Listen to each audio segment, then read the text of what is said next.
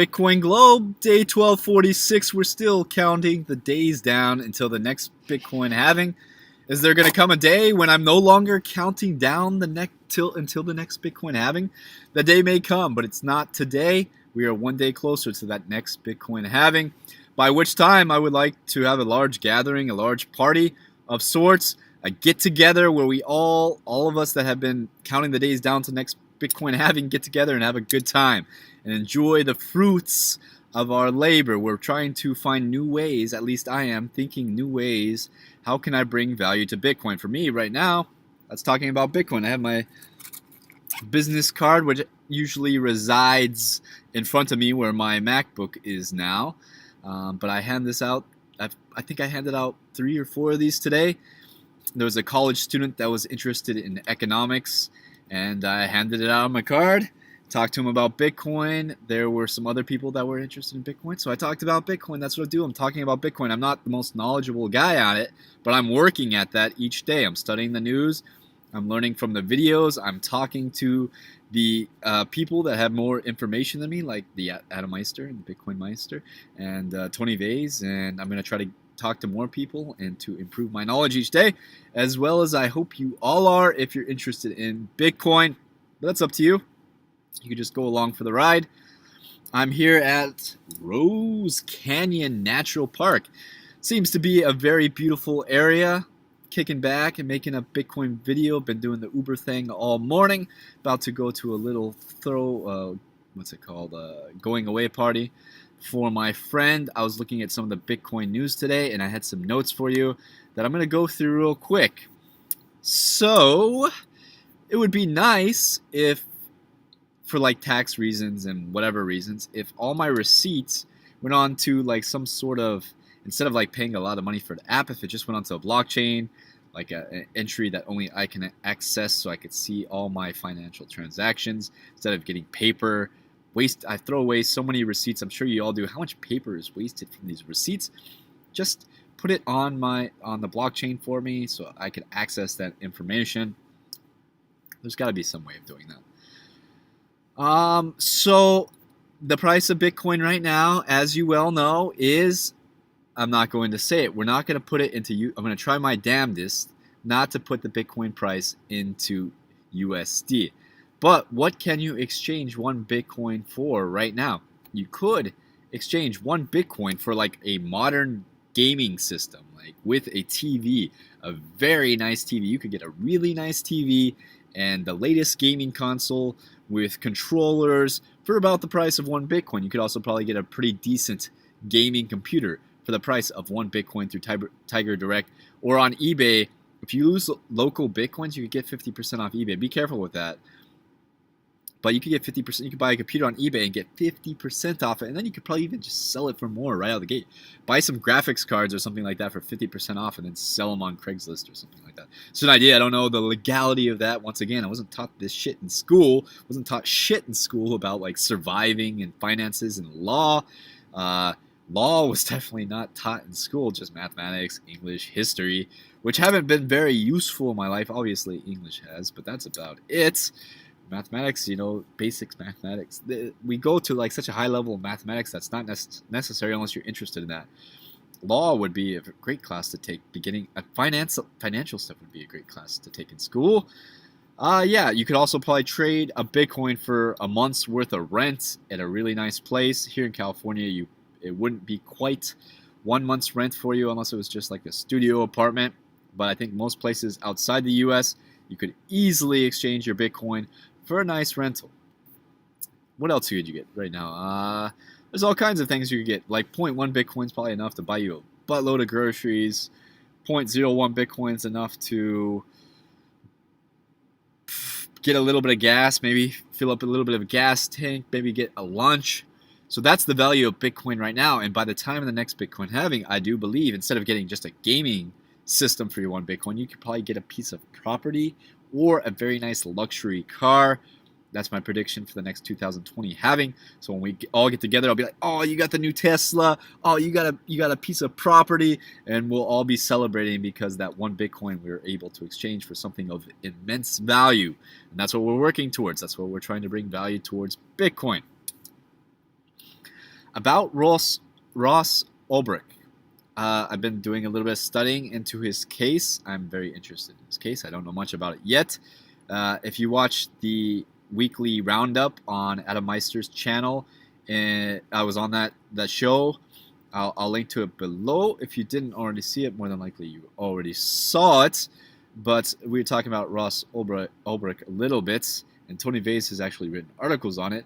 But and for him creating the Silk Road, in my opinion, that's not enough for 2 life terms in prison. The guy was young when he invented it, and he's my age now. Almost exactly my age. We almost have the exact same birthday. So I feel some sort of kinship to this guy who's in prison for 2 lifetimes. What I didn't know, however, though, was that he paid $730,000 worth of Bitcoin to a hitman, or at least somebody that was acting as a hitman, which I think ultimately undid him. I think it was probably the FBI agents. They created this thing on the Silk Road saying they were assassins or something like that, and then they paid him, and that's how they were somehow. I don't know. I have no idea. I'm only speculating here. I am open to learning more about his case, because even if he did hire a hitman, that I don't know, 2 lifetimes for hiring $730,000. Most hitmen, I don't know what the going rate for a hitman is, but I think $25,000 to $100 is just a guess. How much are you willing to take a life for? There's probably someone desperate enough to do that for that amount of money, instead of just buying a piece of Bitcoin, which would be better than killing somebody. Just buy a Bitcoin and hold on to it, and it will get you further than killing somebody.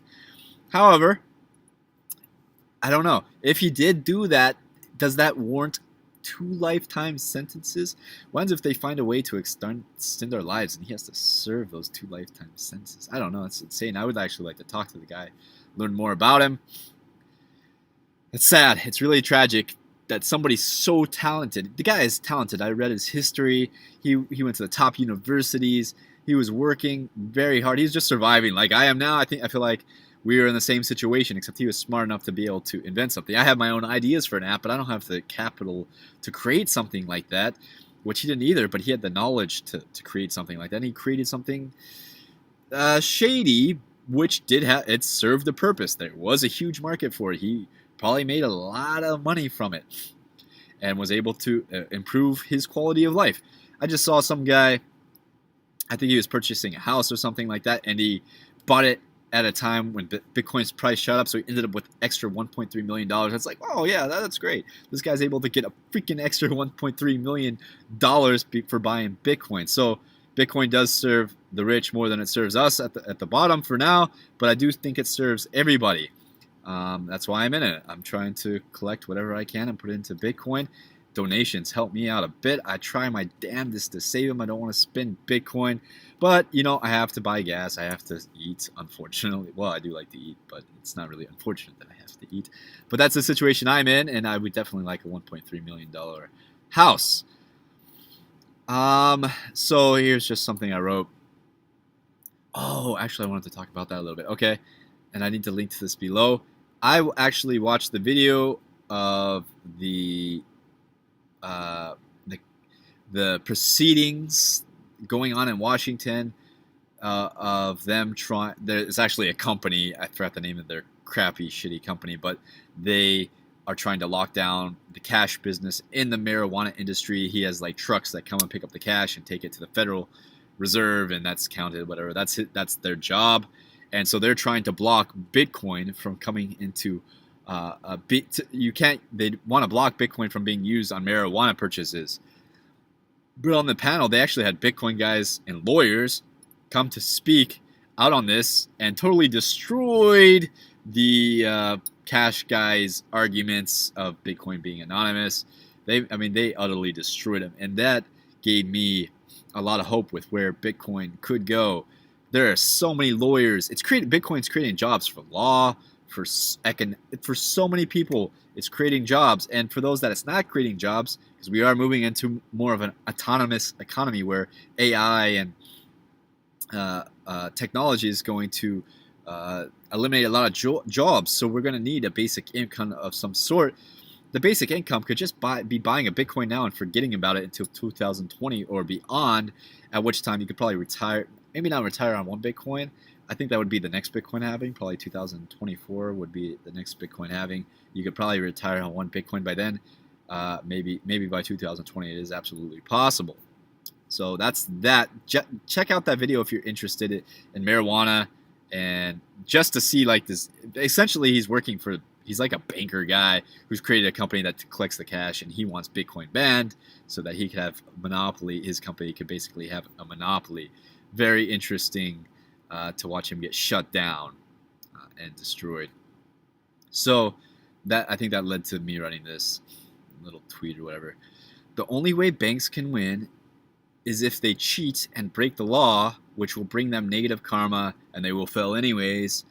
Might as well jump on board and make some profits with Bitcoin. It behooves banks and bankers and whoever's involved in the banking industry, in my opinion, to invest or to invest in knowledge of Bitcoin, learn more about Bitcoin, and then see what happens. In Switzerland seems like it's taking Bitcoin by the horns and riding the bull. I saw 2 big articles involving Bitcoin in Switzerland. Type Bitcoin Switzerland. Bitfury, I think, has created some sort of what is it? I'll just read the title of the article if I have it here. Okay, so this is not the one I'm talking about. Zappo, though, has approval now to operate in Switzerland. Got that from Reuters. And then there's one on Bitcoin.com where Bitcoin powerhouse Bitfury initiates global blockchain business council in Davos, Switzerland. So there's 2 big articles in Switzerland. So Switzerland may become the Bitcoin hub. I still think Asia has more potential, but maybe not. Maybe Switzerland is as well. Who knows? Well, it's a very exciting time to be involved in Bitcoin. I feel like that's almost why the Bitcoin price is so stable. It's been super stable. And the ETFs are coming up soon, and the stability of the price of Bitcoin may help those ETFs get approved. And then boom, then we can forget about volatility and just see the rockets begin to take off for that next 2020. That's it for this video. Feel free to like the video, subscribe, share the video. Do what you think is best for increasing the value of Bitcoin. If that's tipping me some Bitcoin, go ahead and do that. Empower me with some Bitcoin. That's it for this video, guys. That's it for this day. Thanks for tuning in.